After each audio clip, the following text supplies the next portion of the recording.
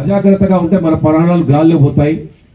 మనం నమ్ముకున్నటువంటి వాళ్ళు భార్యకు భర్త కానీ తర్వాత తల్లిదండ్రులకు పిల్లలు కానీ మిగిలరు, గాల్లో కలిసిపోతాయి. అందుకని చెప్పేసి ఇక్కడికి వచ్చినాం. నేను మాట్లాడే కంటే కూడా నాగేశ్వరరావు మాట్లాడితే బాగుంటుంది. నాగేశ్వరరావు మీ భాషలో చెప్తాడు, మీరు వినండి, మాట్లాడండి. నోటి सेन राम राम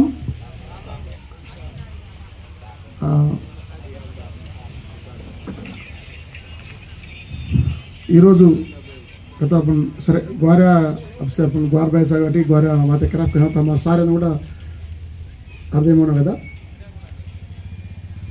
నేషనల్ గత జాతీయ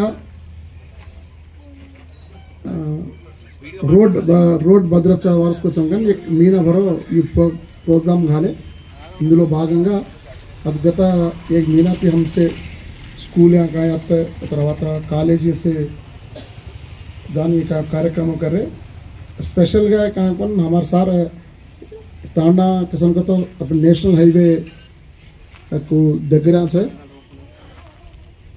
रातन पगल फरू कराचे आव कराचे रोड दाटू कराचे प्रत्येक अवेयरनेस प्रोग्राम అనేది घालनो कनके हमारे सार को थाला सार के मैं अपन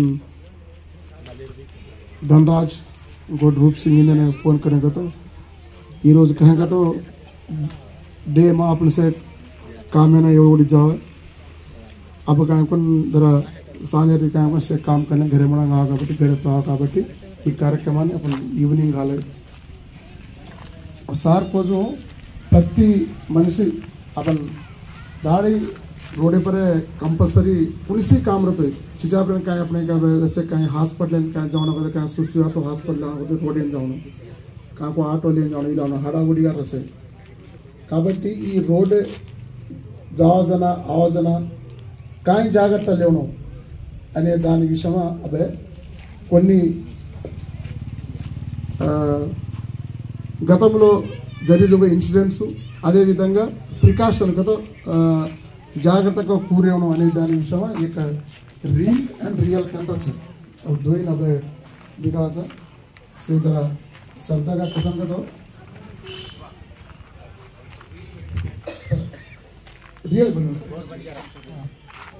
फर्स्ट ऑफ ऑल ये रील कने बच्चा बने तो रोड पर पूरे प्रिकाशन अने दानी विषय अब दिखा एक half an hour explanation okay first of all अभी राइड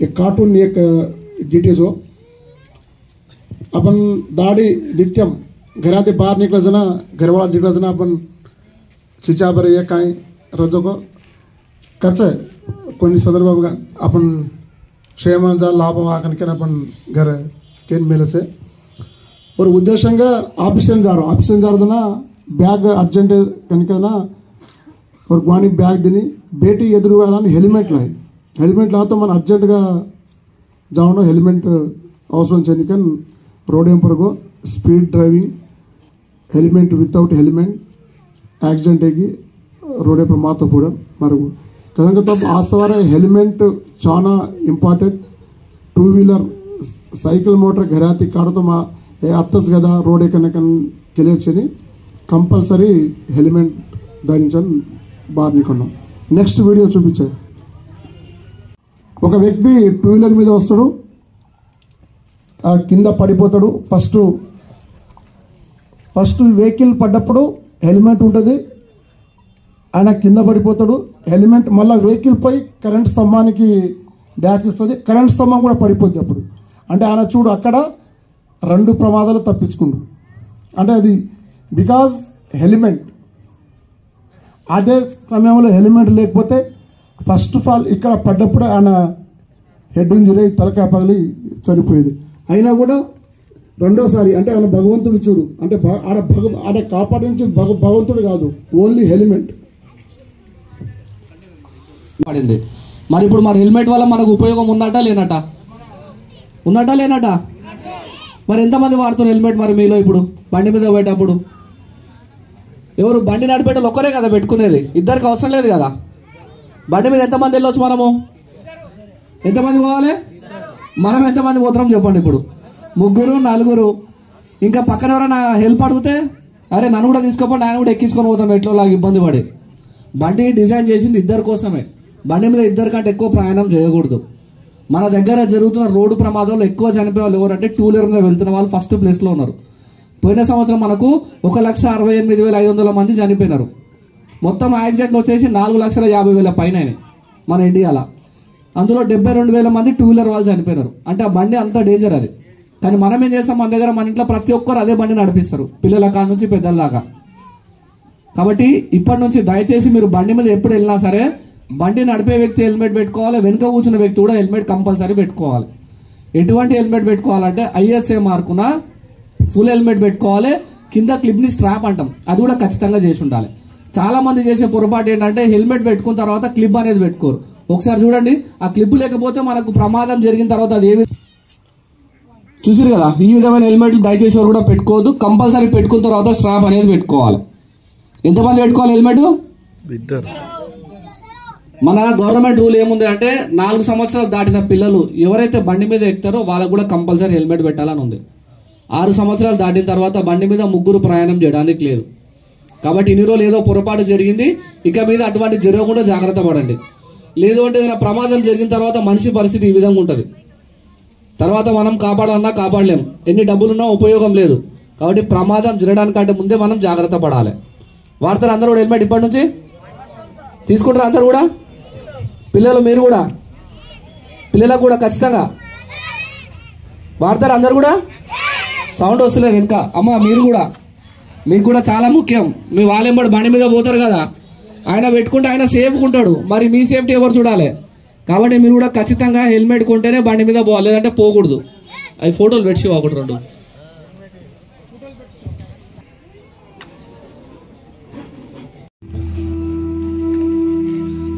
తాగొచ్చా అమ్మ? పిల్లలు, చదువుకునే పిల్లలు తాగకూడదు కదా.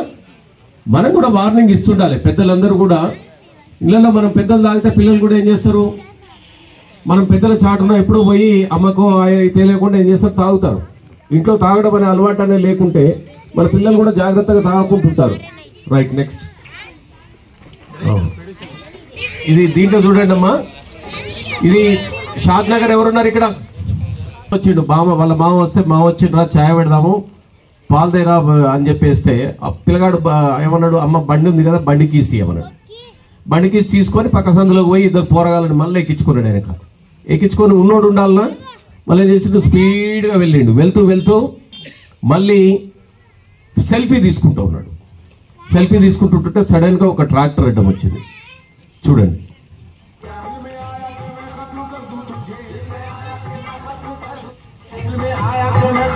ఇప్పుడు అమ్మలు ఉన్నారు, ఎవరైనా కూడా లేడీస్ అంటే కొంచెం స్లోగా వెళ్తారు, చిన్నపిల్లలు ఉన్నారు కొంచెం స్లో అవుతారు. కానీ మనం చేయెత్తాలి, చేయెత్తి అటు చూడాలి. మనం ఏం చేస్తారు, మొత్తం ఇట్లా తలకాయ ఉంచుకొని వస్తారు. నేను చూపిస్తా అవి కూడా, ఆ యాక్సిడెంట్ కూడా తలకాయ ఉంచుకొని కిందికి వెళ్ళకూడదు. మనం కంపల్సరీ రోడ్ సైడ్ చూడాలి. ఒక సగం రోడ్ ఇట్లా చూడాలి, ఆ తర్వాత సగం పోయినాక మళ్ళీ ఇటు సైడ్ వస్తుంది కదా, ఆ డ్రైవర్ని చూడాలి ముఖం. ఆ డ్రైవర్ ముఖం చూస్తే మనకు సిగ్నల్ ఇస్తాడు, లేకుంటే ఇట్లా అంటాడు. ఆగినప్పుడు కొద్దిసేపు ఆగిపోవాలి. తర్వాత ఎట్టి పరిస్థితుల్లో రోడ్డు మీద ఉరకకూడదు. ఉరికితే చాలా ప్రమాదం. ఉరికినవి కూడా చూడండి, అస్సలు ఉరకకూడదు. రైట్, రోడ్డుకు రైట్ సైడ్ నడవండి. మీరు రైట్ సైడ్ నడిస్తే ఎప్పుడైనా పొరపాటున కూడా ఏదైనా వెహికల్ చూడకుండా, వాడు కూడా చూడకుండా వచ్చింది అనుకోండి, మనం పక్కకు జరగవచ్చు. కానీ వెనకకెళ్ళి వస్తే వాడు కొట్టేసిపోతాడు, మనకు తెలియదు ఎవడు వచ్చిండు, ఎవడు కొట్టిండు, ఎవడు పోయిండు కూడా తెలియదు. ఈ 2 చూడండి, పాపం మీ అమ్మాయిలు వాకింగ్ పోయారు.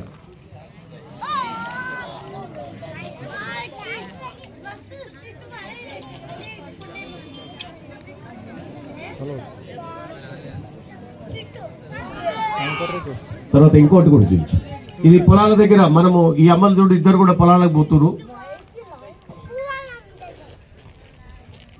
వెనకంగా వచ్చి ఏ వెహికల్ వస్తుంది ఏం కథ, మనము ఎడమ నుండి నడుచుకుంటూ పోతే ఫుట్పాత్ లేకుంటే ఇగో ఇటువంటి ప్రమాదాలు జరుగుతాయి. అందుకని మనం ఏం చేస్తామంటే కుడివైపు నడుచుకుంటూ వెళ్తే రోడ్డు మనము ఫుట్పాత్ లేకుంటే ఎదురుగా కనపడితే మనం పక్కకు తప్పుకోవడానికి ఆస్కారం ఉంటుంది. అది చూడాలి. హెల్మెట్ ఎంత ఉపయోగమో మీకు తెలుసు. మీ సార్లను అడగండి, పంచాయతీ పెట్టుకోండి, నాకెందుకు హెల్మెట్ దేవని అడగండి. ఇవి నమ్మలెక్కలు. మీరందరూ కూడా అమ్మా, మీ పిల్లలకు కూడా, మీరందరూ కూడా పెళ్ళిళ్ళు చేసి ఉంటారు, ఆడపిల్లలు కూడా హెల్మెట్ పెట్టుకోమనండి. మోటార్ సైకిల్ వెనుక కూర్చున్న ఆయన బాగానే ఉంటాడు, ముందర నడిపేట ఆయన, వెనుక ఆమె ఉత్తగానే ఏముండదు, గాల్లో ఉంటుంది. వెహికల్ కొట్టుకోగానే ఈమె ఎగిరి గాల్లో ఎగిరి కింద పడుతుంది. కనుక హెల్మెట్ ఉండాలి. పిల్లలకు కూడా మనం అలవాటు చేయాలి హెల్మెట్. చిన్న హెల్మెట్. మనం మనం డ్రెస్సులు విపరీతంగా కొంటున్నాం, ఈ మధ్యన చెప్పులు కొంటున్నాం. తర్వాత ఒక వారానికి మటనో చికెనో బంద్ చేస్తే మంచి హెల్మెట్ వస్తుంది, మన చిన్నారికి పెట్టవచ్చు. కనుక ఇంటిల్లి పాటు హెల్మెట్ ఉండాలి. పోయేటప్పుడు, పిల్లల్ని దింపేటప్పుడు, ఎక్కించేటప్పుడు, స్కూల్కి పంపేటప్పుడు మనం పెట్టుకుంటే మన పిల్లలకు అలవాటు. ఏ అలవాటైనా కూడా మన పిల్లలకు మనమే అలవాటు చేస్తాం. మనం ఇటువంటి మంచి అలవాట్లు చేస్తే మనం పోయినాక కూడా పిల్లలు మంచి జాగ్రత్తగా డిసిప్లైన్గా ఉంటారు. ఓకేనా? Thank you.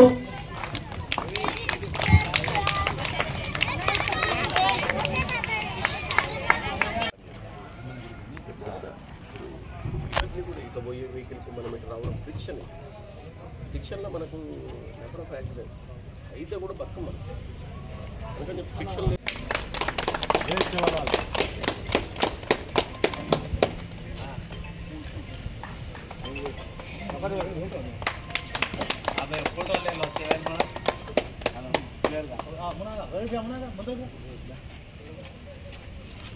Photo card. Thank you.